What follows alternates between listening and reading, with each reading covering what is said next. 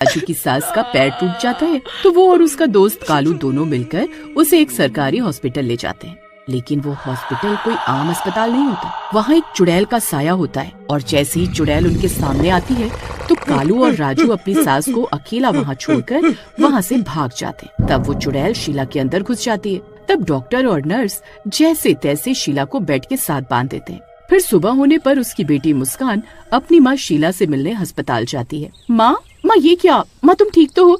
इन अस्पताल वालों ने आपको बांधा क्यों हुआ है? फिर मुस्कान शीला की रस्सियों को खोलने लगती है। तभी डॉक्टर और नर्स वहाँ आते हैं। अरे बेवकूफ औरत, ये तुम क्या कर रही हो? इस औरत में चुड़ैल का साया है, इसे मत खोलो। अगर ये आजाद हो गई तो हम में से कोई नहीं बचेगा। मैं ऐसे अंधविश्वासों में विश्वास नहीं करती। ये मेरी माँ है, मैं इन्हें ऐसी हालत में छोड़कर नहीं जाऊंगी। हाँ बेटी, मुझे यहाँ से ले चल, ये डॉक्टर और नर्स मुझे मारना चाहते हैं।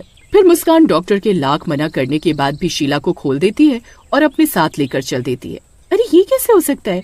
जब कल रात ये पेशेंट आई थी तो इनके पैर की हड्डी टूटी हुई थी, अब तो ये बिल्कुल सही चल रही है। ये कैसे हो सकता है? फिर शीला और मुस्कान दोनों घर पहुंचते हैं। राजू और उसका दोस्त उन्हें देखकर हैरान रह जाते हैं।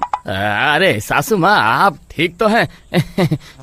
अरे नास मिटो, तुम दोनों तो मुझे वहाँ अकेला उस चुड़ैल के सामने मरने के लिए छोड़ आए थे।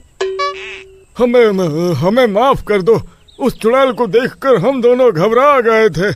मुस्कान बेटी, मैं बहुत थक गई हूँ, मैं आराम करने जा रही हूँ। ठीक है माँ, मैं आपके लिए कुछ खाने को लाती हूँ। हाँ ये सही रहेगा, वैसे भी मुझे बहुत भूख लगी है, जल्दी से मेरे लिए 2 मुर्गे पका कर ला। ऐसा बोलकर शीला अपने कमरे में चली जाती है। बड़ी अजीब बात है, माँ तो शुद्ध शाकाहारी हैं, तो फिर आज ये मुर्गा खाने की बात कैसे बोल सकती हैं? मुझे कुछ ठीक नहीं लग रहा मुस्कान। हम दोनों ने अपनी आँखों से अस्पताल में उस चुड़ैल को देखा था। वो माँ जी के बिल्कुल सामने खड़ी थी, फिर भी माँ जी बच कैसे गयी? अजी आप भी कैसी बातें करते हैं? ये सब गाँव वालों की अफवाहें, भूत चुड़ैल कुछ नहीं होते। अरे नहीं भाभी, राजू ठीक कह रहा है। हमने कल रात अपनी आँखों से उस चुड़ैल को देखा है। मुस्कान उनकी एक नहीं सुनती और किचन की ओर चली जाती है। फिर थोड़ी देर में शाम हो जाती है और वो डॉक्टर और नर्स राजू के घर के पास पहुंचकर खिड़की से ताक झांक करने लगते हैं। अरे डॉक्टर साहब, आप यहाँ, आप खिड़की से क्या झांक रहे हैं? घर के अंदर आइए। नहीं, मैं अंदर नहीं आने वाला। वो लड़की अपनी माँ को लेकर इसी एड्रेस पर आई है। अब रात भी होने वाली है और वो औरत जरूर अपने असली रूप में आने वाली होगी। तुम दोनों को उसे बांधना होगा, नहीं तो आज रात गांव में कोई नहीं बचेगा। अरे राजू भाई, डॉक्टर साहब सही कह रहे हैं। चलो अभी चलकर तुम्हारी सास को रस्सियों से बांध देते हैं। फिर वो दोनों दबे पांव धीरे धीरे शीला के कमरे में जाते हैं। शीला सो रही होती है। कालू भाई, यही सही मौका है, चलो तुम इसके पैर पकड़ो, मैं इसके हाथ बांधता हूँ। फिर वो दोनों शीला को बांधने लगते हैं। तभी उसकी नींद खुल जाती है। अरे नास बिटो, ये क्या कर रहे हो? छोड़ो मुझे, छोड़ो, मैंने कहा छोड़ो मुझे। तभी अपनी माँ के चिल्लाने की आवाज सुनकर मुस्कान वहाँ पहुँच जाती है। अरे मर गई रे! हे भगवान, आप दोनों मेरी माँ के साथ क्या कर रहे हो? हटिए वहाँ से, हटिए। मेरी माँ कोई पागल नहीं है जो आप उन्हें रस्सियों से बांध कर रखना चाहते हैं। अरे भाभी जी, समझने की कोशिश कीजिए। अरे रात होने वाली है, अगर हमने इन्हें नहीं बांधा तो अनर्थ हो जाएगा। मैं कुछ नहीं जानती, मैं ये नहीं होने दूंगी। मेरी माँ बिल्कुल ठीक है। आप दोनों अभी के अभी जाइए यहाँ से। कालू और राजू मुस्कान को बहुत समझाने की कोशिश करते हैं, लेकिन वो उनकी एक नहीं सुनती। चलो अब माँ को आराम करने दो, चलो निकलो सब यहाँ से। ऐसा बोलकर मुस्कान उन दोनों को उस कमरे से बाहर ले जाती है। राजू भाई, मैं भी अपने घर चलता हूँ।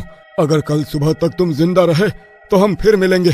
ऐसा बोलकर कालू वहाँ से जाने लगता है। अरे कालू भाई, मुझे अकेला छोड़कर मत जाओ। अरे सिर्फ आज ही की रात मेरे घर रुक जाओ, कल सुबह चले जाना। फिर कालू राजू के कहने पर उसी के घर में रुक जाता है। फिर कुछ देर में वो तीनों सो जाते हैं। तभी रात के 3 बजते ही उसकी सास के कमरे से अजीब अजीब सी आवाजें आने लगती। किसी को जिंदा नहीं छोड़ूंगी, तुम सब मरोगे। डरावनी आवाजें सुनकर सबसे पहले कालू की नींद खुलती है। उसकी सिट्टी पिट्टी गुल हो जाती है। अरे राजू भाई, जल्दी उठो। अरे देखो, जिस बात का डर था वही हुआ। अरे जल्दी उठ भाई, तुम सब मरोगे। अरे मर गए रे। अरे आप क्या करें? अरे ये कमबख्त घोड़े बेचकर सो रही है। वो देख, तेरी माँ तो चुड़ैल बन गई। क्या हुआ जी? आप इतनी जोर जोर से क्यों चिल्ला रहे हो? क्या हुआ जी? किसी को जिंदा नहीं छोड़ूंगी।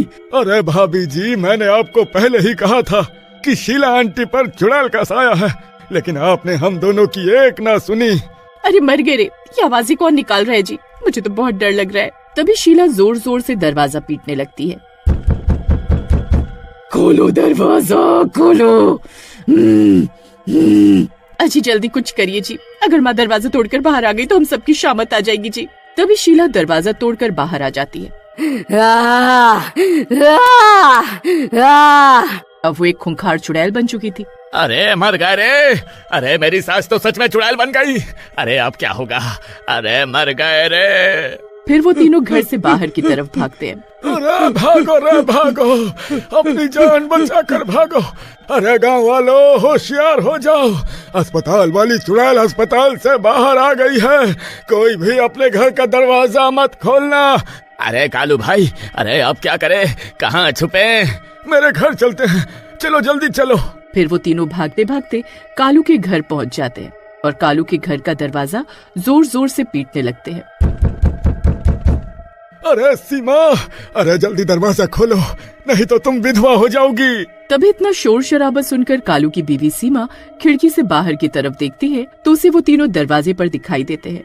अरे भगवान, खिड़की से क्या झांक रही हो? अरे मैं हूँ, जल्दी दरवाजा खोलो। तभी सीमा को दूर से वो चुड़ैल उसके घर की तरफ आती हुई दिखाई देती है। उस चुड़ैल को देखकर वो बहुत घबरा जाती है। अजीब चुड़ैल कहाँ से आ गई?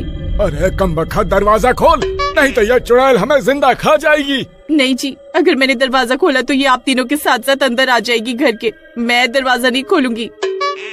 अरे मर गए रे, अरे कालू भाई, तुम्हारी बीवी तो धोखेबाज निकली, अरे अब क्या करें? फिर कालू के हाथ पांव जोड़ने पर उसकी बीवी दरवाजा खोल देती है और वो तीनों जल्दी से घर के अंदर घुस जाते हैं। शुक्र है भगवान का जान बच गई। लेकिन ये दरवाजा माँ को ज्यादा देर तक रोक नहीं पाएगा। उन्होंने घर का दरवाजा आसानी से तोड़ दिया था, वो इसे भी तोड़कर अंदर आ जाएंगी। तभी चुड़ैल उनके दरवाजे पर पहुंचकर जोर जोर से दरवाजा खटखटाने लगती है। अरे मर गए रे, अरे आज हम नहीं बचने वाले, हाय रे। तभी वो चुड़ैल दरवाजा तोड़ देती है और अंदर आ जाती है। राजू भागकर उस चुड़ैल के पैरों में लेट जाता है। अरे सासू माँ, मेरी प्यारी सासू माँ, क्या आप अपने दामाद को भी नहीं पहचानती? अरे हाय, मुझे छोड़ दो। चुड़ैल जी, हमने आपका क्या बिगाड़ा है? आप क्यों हमारी जान की दुश्मन बन गई हैं? आपके साथ हुआ क्या है, आप हमें बताइए। कुछ साल पहले की बात है, मैं भी इसी गांव में रहती थी। एक दिन मेरे पेट में दर्द हुआ, तब मैं उस अस्पताल में इलाज के लिए गई, लेकिन उस डॉक्टर और नर्स ने मिलकर मुझे बेहोश कर दिया और मेरी दोनों किडनी निकाल ली, जिससे मेरी मौत हो गई। उस दिन से मैं हर रात उन दोनों की तलाश में अस्पताल में भटक रही हूँ, लेकिन रात होने पर डॉक्टर कहीं छुप जाता है और मैं उसे मार नहीं पाती। अरे चुड़ैल जी, आप हम पर विश्वास कीजिए, हम गांव वाले मिलकर उस डॉक्टर का पर्दाफाश जरूर करेंगे। फिर अगले दिन गांव वाले पुलिस को साथ लेकर उस अस्पताल में जाते हैं और बहुत तलाश करने पर उन्हें वो बहुत सारे मानव अंग मिलते हैं। फिर पुलिस उस डॉक्टर और नर्स को गिरफ्तार कर लेती है। फिर उस चुड़ैल की आत्मा को शांति मिल जाती है और शीला भी ठीक हो जाती है।